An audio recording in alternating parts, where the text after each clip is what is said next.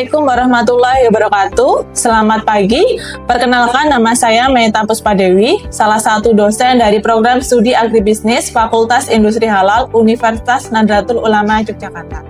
Video ini dibuat untuk memenuhi salah satu persyaratan sertifikasi dosen tahun 2025, yaitu pernyataan diri dosen dalam unjuk kerja Tridharma atau disebut PDD UKT-PT dalam aspek pengajaran. Kali ini saya akan menjelaskan mata kuliah Sistem Usaha Agribisnis Peternakan yang saya ampu. Mata kuliah Sistem Usaha Agribisnis Peternakan merupakan mata kuliah pilihan yang ditawarkan pada semester 5 dengan bobot 2 SKS. Mata kuliah ini mempelajari mengenai konsep sistem usaha agribisnis peternakan di Indonesia dan peluang bisnis peternakan di Indonesia. Capaian pembelajaran lulusan yang dibebankan pada mata kuliah ini adalah CPL 1, menunjukkan sikap bertanggung jawab atas pekerjaan di bidang keahliannya secara mandiri. CPL 2, kompeten, inovatif, dan unggul dalam menerapkan pengetahuan agribisnis untuk pengembangan karir profesional di tingkat global. CPL 3, mampu menerapkan pemikiran logis, kritis, sistematis, dan inovatif dalam konteks pengembangan atau implementasi ilmu pengetahuan dan teknologi yang memperhatikan dan menerapkan nilai humaniora yang sesuai dengan bidang keahliannya. CPL 4, menyelesaikan masalah di bidang manajemen sumber daya manusia, dapat mengaplikasikan teori ekonomi pertanian, konsep ekonomi pertanian, dan pemasaran produk agribisnis secara profesional. Capaian pembelajaran mata kuliah ini adalah CPMK 1, mahasiswa mampu menjelaskan konsep sistem usaha agribisnis peternakan di Indonesia. CPMK 2, mahasiswa mampu menjelaskan strategi sistem usaha agribisnis peternakan yang optimal dengan mempertimbangkan lingkungan. CPMK 3, mahasiswa mampu menguraikan perencanaan dan sistem pemasaran usaha agribisnis peternakan di Indonesia. CPMK 4, mahasiswa mampu menjelaskan pengolahan SDM peternakan di Indonesia. CPMK 5, mahasiswa mampu menganalisis ekonomi dan laporan keuangan agribisnis peternakan.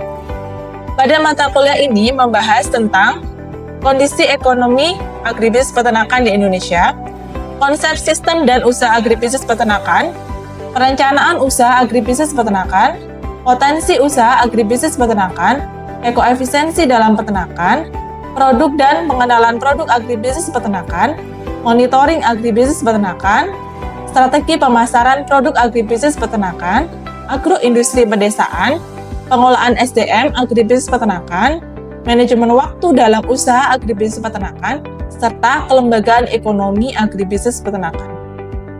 Referensi yang digunakan dalam mata kuliah Sistem Usaha Agribisnis Peternakan beragam, dan sebagian besar dari textbook diantaranya Harris et al. Tahun 2017 tentang Environmental and Natural Resource Economics, Hussein tahun 2004 tentang Principle of Environmental Economics, Roger tahun 2009 tentang Natural Research and Environmental Economics, Downey Erickson tahun 2005 tentang Manajemen Agribisnis, Firdaus tahun 2007 tentang Manajemen Agribisnis, dan masih beberapa sumber referensi yang lainnya.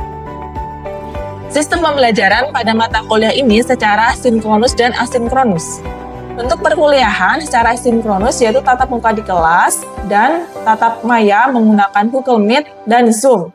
Sedangkan pelaksanaan secara asinkronus dilaksanakan melalui WhatsApp Group atau forum diskusi LMS dengan menggunakan editing untuk fasilitasi mahasiswa dan dalam diskusi perkuliahan dan penugasan secara mandiri.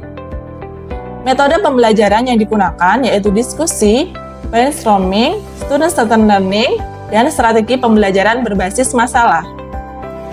Penilaian perkuliahan meliputi UTS 20%, UAS 20%, tugas 20%, kehadiran dan keaktifan 15%, dan presensi dan diskusi 25%. Pembelajaran mata kuliah ini dilakukan selama 16 minggu, di mana 7 minggu sebelum UTS, 1 minggu UTS, dan 7 minggu sebelum UAS. Demikian informasi yang saya sampaikan mengenai mata kuliah Sistem Usaha Agribisnis Peternakan. Berikut ini adalah video pembelajaran yang saya lakukan di kelas. Selamat menyaksikan. Baik, Assalamualaikum warahmatullahi wabarakatuh. Selamat siang semuanya. Masih semangat ya? Baik, sebelum kita mulai perkuliahan pada siang hari ini, alangkah baiknya kita berdoa. Berdoa dipersilakan. Berdoa selesai. Baik, kita presensi dulu ya untuk kelas ini. Silakan HP-nya diarahkan ke layar. Ini presensi menggunakan barcode. Silakan.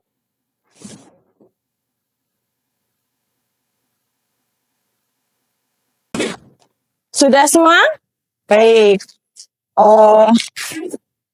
Kita lanjut ke materi selanjutnya untuk kelas ini.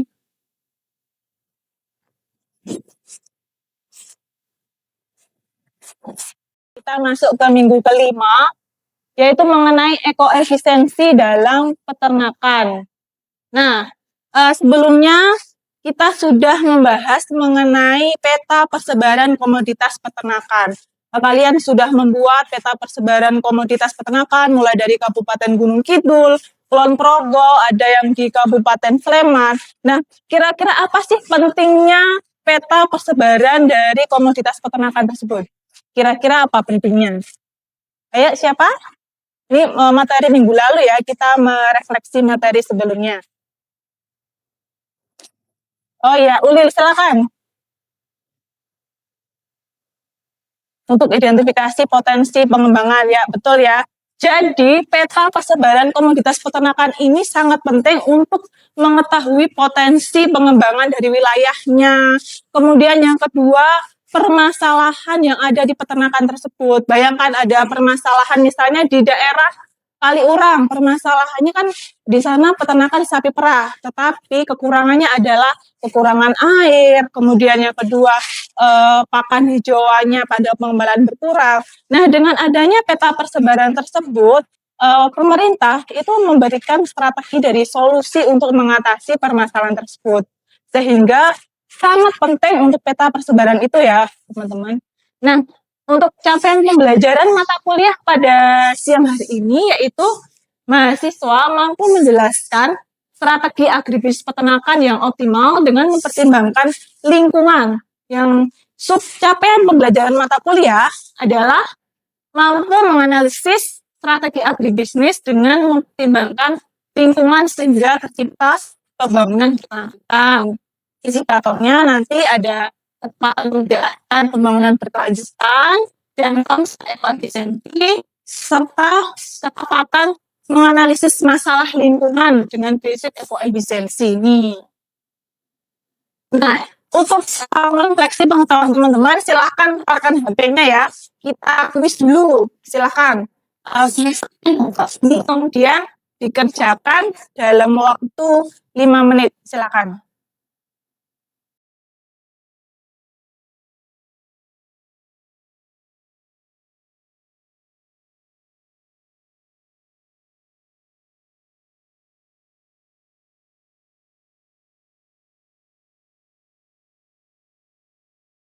Waktunya sudah cukup, silakan diletakkan HP-nya kembali ya.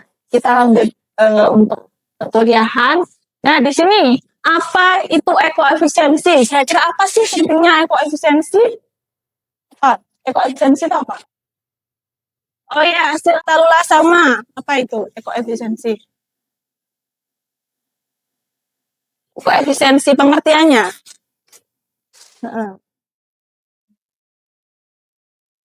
Mungkin ini Bu, apa namanya, konsep yang menggabungkan efisiensi dari Ya, betul ya. Jadi teman-teman, prinsip ekoefisiensi itu adalah mengurangi sumber daya input, kemudian memaksimalkan output, serta meminimalkan limbah. Itu adalah prinsip ekoefisiensi. Kan ekoefisiensi berasal dari efisiensi dan eko itu lingkungan. Jadi meminimalkan sumber daya input ada air, tanah, itu sumber daya input, dan memaksimalkan output dan mengurangi limbah. Itu ekoefisiensi ya. Jadi lingkungan ini sangat penting karena Kalau kita melakukan sesuatu tanpa memperhatikan lingkungan, itu kan nggak sustainable usahanya. Nah, ini supaya bahasanya yaitu pendahuluan, tujuan dan misi konsistensi, penerapan dan studi kasus nantinya ya.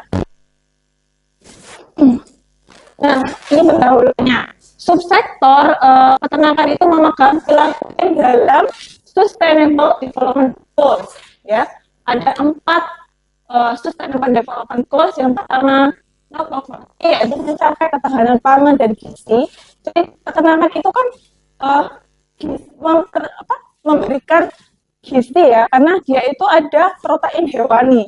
Bayangkan, protein hewani itu sangat penting untuk balita, bayi, kemudian kalian remaja, itu semuanya membutuhkan protein hewani. Kemudian yang mendukung sustainable development goals, yang ketiga ada good health and well-being, dan yang ke-8 meningkatkan ekonomi, dan yang terakhir adalah climate change. Konsep dari pembangunan berkelanjutan itu didefinisikan sebagai pembangunan untuk memenuhi kebutuhan masa kini tanpa mengorbankan kemampuan generasi mendatang. Dan di sini ada 3 ya pilar-pilarnya, ada ekonomi, sosial, dan lingkungan. Jadi segi ekonomi yaitu bagaimana menghasilkan profit yang semaksimalnya. Kemudian dari segi lingkungan yaitu bagaimana usaha kita tidak mencemari lingkungan.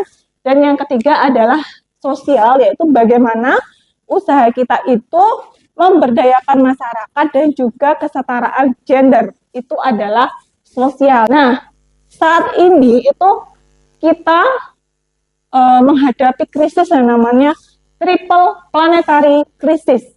Apa itu triple planetary crisis? Kira-kira teman-teman bisa menjelaskan? Oh ya, Sobirin silakan.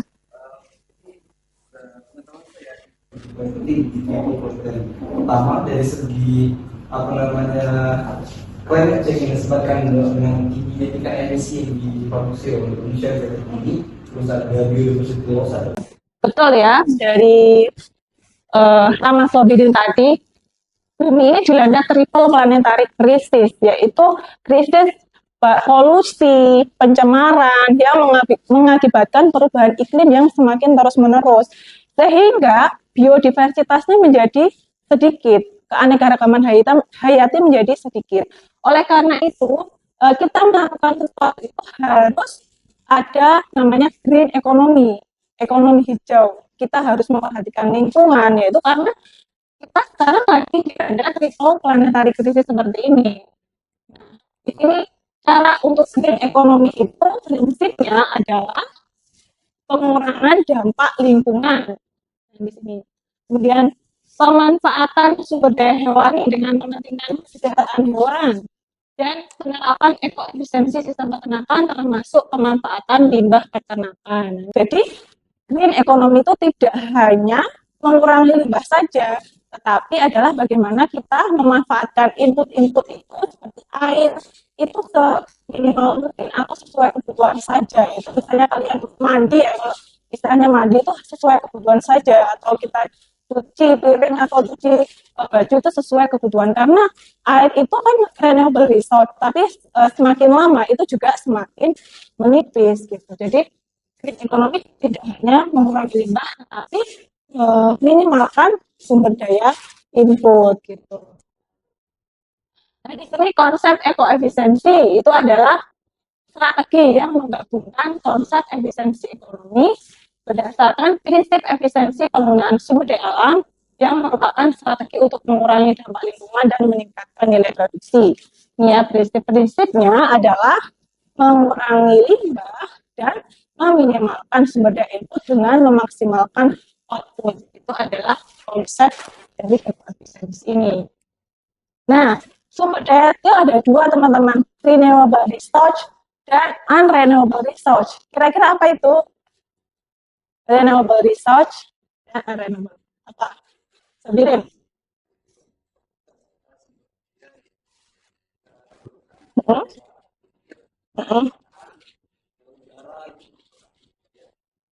Mm-mm.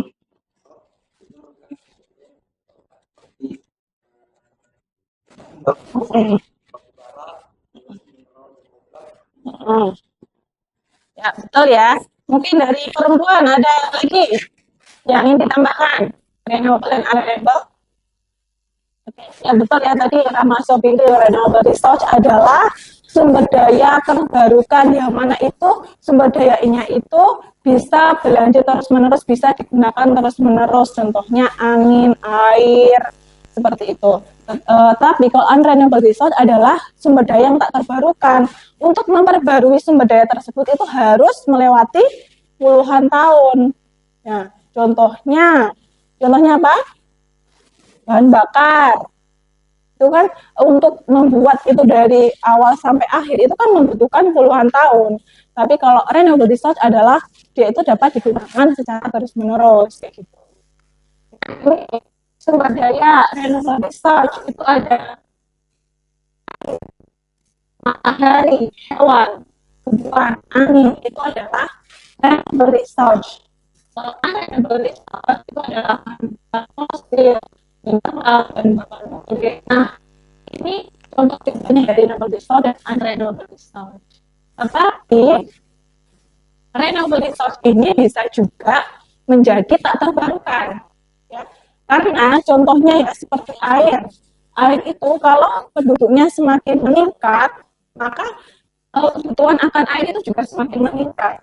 Nanti barangkali itu dari tahun-tahun selanjutnya Indonesia akan kekurangan air karena populasi semakin meningkat, tetapi green economy tidak diterapkan, itu kan menjadi sumber daya yang tak terbarukan. Oleh karena itu kita mari untuk memanfaatkan sumber daya input itu secara optimal dan meminimalkan sumber daya gitu ya. Nah, di sini tujuan ekoefisiensi adalah pengurangan penggunaan material per unit output, pengurangan penggunaan energi, pengurangan produksi karbon dioksida, penggantian unsur dengan polusi rendah, penggunaan tanah dan air secara efisien, mendaur ulang limbah dan mengurangi penggunaan energi. Ini prinsip-prinsip tujuan dari ekoefisiensi. Jadi nggak hanya mengurangi limbah, tapi meminimalkan input yang ada. Nah, di sini ya, potensi jumlah kotoran ternak yang dihasilkan itu dari tahun ke tahun itu semakin meningkat ya. Mulai dari tahun 2017 sampai 2021 itu semakin meningkat, tetapi peternak itu tidak memanfaatkan potensi-potensi ini, padahal kalau dimanfaatkan dia menambah pendapatan dari peternak tersebut dan mengurangi limbah yang ada, sehingga prinsip dari ekonomi sustainable development itu menjadi baik gitu ya. Nah, potensi biogas ya, di sini kalau kita menggunakan kotoran ternak itu menjadi optimal, nah ini menghasilkan potensi biogas per meter kubik dan potensi listrik per tahunnya itu dan meningkatkan ekonomi dari peternak tersebut. Nah, di sini pengukuran ekoefisiensi ya pada peternakan.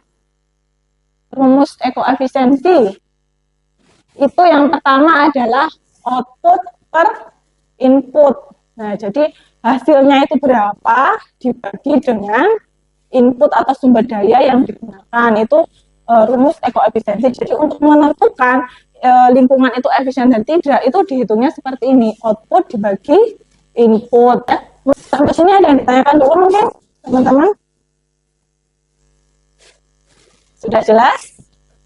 Ya, kita lanjutkan ya. Nah, di sini ekoefisiensi air. Nah, itu kan memanfaatkan sumber daya input yang minimal ya. Itu kita dibandingkan dengan standar macam penggunaan air itu untuk sapi perah itu berapa. Ini penelitian saya di Kaliurang, yaitu penggunaan air, kebetulan kan siapa? Ulil ya yang membantu gitu kan. Itu penggunaan air itu pembersihan kandang, pembersihan alam, pendidikan ternak, itu dibandingkan penggunaan airnya antara skala usaha rendah dan skala usaha tinggi. Ini untuk penggunaan air untuk memandikan ternak 50 liter per UT per hari. UT itu unit ternak ya. Jadi kita di sana itu mengukur berapa sih untuk minum ternak, berapa sih untuk memandikan ternak, kayak gitu. Diukur benar-benar di sana. Nah, terus dibandingkan dengan standar kebutuhan ini dari literatur ya, teman-teman, dari literatur beberapa sumber. Dan kenapa ini dari internasional semua sumbernya? Karena kan di Indonesia standar untuk air itu kan masih rendah, paling standarnya hanya untuk minum ternak kayak gitu. Jadi masih rendah untuk standar di Indonesia. Nah, ada yang ditanyakan dulu mungkin? Cukup jelas ya? Silahkan kalau ada yang ditanyakan. Sabirin mungkin? Belum ada. Musafran mungkin? Belum ada ya. Sudah jelas semuanya ya. Nanti di akhir kita diskusi bersama ya. Nah, ini anggaran parsial pemanfaatan investasi untuk pembuatan biogas. Oh, ini adalah bagaimana sih penerimaannya kalau kita memanfaatkan gas untuk biogas kayak gitu. Jadi di sini ada penambahan biaya kalau kita tidak memakai biogas itu adalah 125.000. Tetapi kalau kita penambahan untuk kalau diolah menjadi biogas itu menambah penerimaan sebesar 354.000, sehingga perubahan penerimaannya 29.000 per ternak per bulannya, sehingga pembuatan biogas ini memberikan tambahan penerimaan kepada peternak sehingga layak untuk dikembangkan ya teman-teman. Untuk anggaran parsial ini untuk mengetahui apakah itu bisa dikembangkan atau tidak. Nah, ternyata ini bisa ya, ada 229.000 di sini. Nah, silakan latihan ya teman-teman untuk kalian diskusi, membentuk kelompok, berkelompok 2-3 orang, mencari isu nyata di sekitar, misalnya limbah ternak, penggunaan pakan, air, energi, dan diskusi bagaimana masalah tersebut bisa dianalisis dengan prinsip ekoefisiensi, kemudian analisis solusinya, buatlah analisis input, output, dan output tugasnya, kelompok harus menghasilkan, nanti diskusi saja ya di sini ya. Oke, silakan berkelompok. Ini langsung aja berkelompok 2-3 orang ya di sini. Silakan.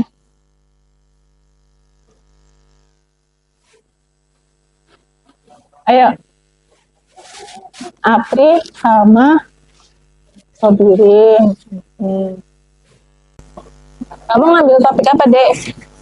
Cara memanfaatkan kotoran ayam. Oh ya, silakan. Jadi nanti manfaatnya tuh kayak dari akan ditimbun dulu biar dia fermentasi dulu, nanti diolah gitu. Ikan apa? Biasanya masalahnya apa?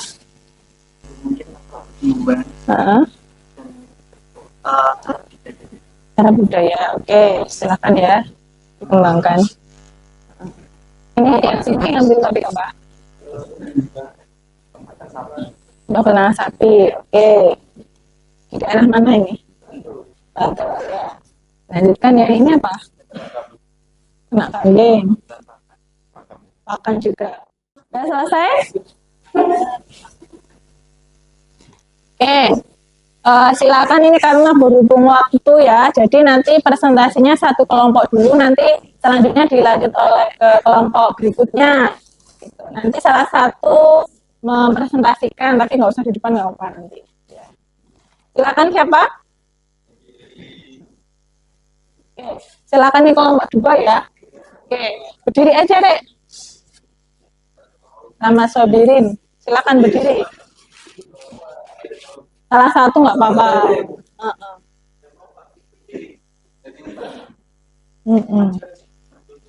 Ya maju aja nggak apa-apa. Sini, silakan maju sama saya. Oke, gimana? Dan lagi berusaha mengelola limbah ternaknya. bagaimana kami menilai itu. Jadi kami diskusikan dengan prinsip dengan pisau analisis lingkungan dan prinsip tujuan dari ekoefisiensi. Jadi kami menyimpulkan bahwa input dari peternakan sapi di Bantul itu merupakan salah satunya pakan, kandang, dan sinapot. Kemudian nanti bisa berupa biasanya pada umumnya kalau daging. Tapi kita membahas tentang ekoefisiensi, jadi kami bertujuan membahas tentang limbah. Mungkin dari situ kami fokus bagaimana limbah ini bisa menjadi suatu produk yang memang memicu nilai ekonomis di dalamnya. Nah, di sana ada salah satu sistem pengelolaan dari peternakan itu sendiri, yaitu prinsip bioregister. Jadi bagaimana kita mengelola limbah peternakan dari hasil maupun dihasilkan menjadi gas. Nah, jadi dengan prinsip itu nanti limbah ditampung dan dia menghasilkan gas karena ada proses fermentasi di dalamnya. Gas dari emisi gas itu yang bisa dipakai sebagai sumber energi terbarukan, dan hasil dari limbah tersebut yang menjadi organik yang menjadi input ataupun output baru lagi dari peternakan di Bantul gitu. Ya, betul ya. Berikan tepuk tangan ya, Dek. Betul. Oke. Ya, betul ya. Tadi Rama Sobirin itu mengembangkan topik mengenai peternakan sapi, yang mana di sana adalah topiknya limbah peternakan tidak termanfaatkan kotoran ternaknya, kemudian dibuat biogas sehingga menambah nilai tambah dari pendapatan peternak tersebut, sehingga itu termasuk kategori prinsip ekoefisiensi gitu ya. Oke, mungkin itu ya. Sebelum masuk ke tugas, ada yang ditanyakan? Ini tugas individu ya. Ada mungkin dari siapa? Devi, silakan kalau ada yang ditanyakan. Cukup? Rifka? Cukup, sudah jelas semuanya ya? Oke, kalau sudah jelas, ini tugasnya. Tugas individu pembuatan makalah penerapan ekoefisiensi sumber daya input pada peternakan. Nah, ini dikumpulkan minggu depan di Adlink. Ini Adlink teman-teman silakan dibuka dan nanti dikumpulkan di sana. Ya. Nanti bentuknya tugasnya makalah PDF dan diupload di Adlink. Jadi kesimpulannya adalah bagaimana kita mengembangkan pembangunan berkelanjutan dan bagaimana menjelaskan mengenai prinsip-prinsip ekoefisiensi, yaitu dengan mengurangi sumber daya input, mengurangi limbah yang ada, dan memaksimalkan output. Itu adalah prinsip dari ekoefisiensi. Indikatornya kalian sudah paham 2 poin itu. Nah, oke, kalau tidak ada pertanyaan, silakan kita evaluasi lagi, kalian sudah paham atau belum. Silahkan buka HP-nya, diarahkan ke layar, kita kuis lagi, silakan. Oke, ini kuisnya ya, nanti untuk mengetahui kalian tuh sudah paham atau belum untuk perkuliahan hari. Oke, kalau sudah, silakan. Sudah cukup ya, sudah masuk. Nah, di sini pustaka yang diambil itu kalian bisa cari di textbook atau nanti bisa saya berikan ya. Untuk textbooknya ini dari buku Anderson, Environmental Economics, kemudian Costa tahun 97 dan sebagainya. Ini textbooknya nanti bisa saya berikan di Adlink semuanya untuk textbook tentang ekoefisiensi dan green economy ini. Oke, untuk minggu depan kita belajar mengenai selanjutnya adalah evaluasi mengenai proyek peternakan. Jadi minggu depan kita belajar itu, jadi silakan teman-teman bisa dipelajari di rumah terlebih dahulu. Oke, jika tidak ada yang ditanyakan untuk perkuliahan siang hari ini kita cukupkan sekian. Apabila ada kata yang kurang berkenan, saya mohon maaf. Terima kasih. Wassalamualaikum warahmatullahi wabarakatuh. Ya, terima kasih. Demikian deskripsi singkat mengenai mata kuliah Sistem Usaha Agribisnis Peternakan. Semoga dapat menjadi gambaran kinerja yang sudah saya lakukan. Tidak lupa saya mengucapkan terima kasih kepada tim penilai sertifikasi dosen tahun 2025, Dan tak lupa juga saya mengucapkan terima kasih kepada Universitas Nahdlatul Ulama Yogyakarta, teman sejawat dosen, dan rekan-rekan mahasiswa. Terima kasih. Wassalamualaikum warahmatullahi wabarakatuh.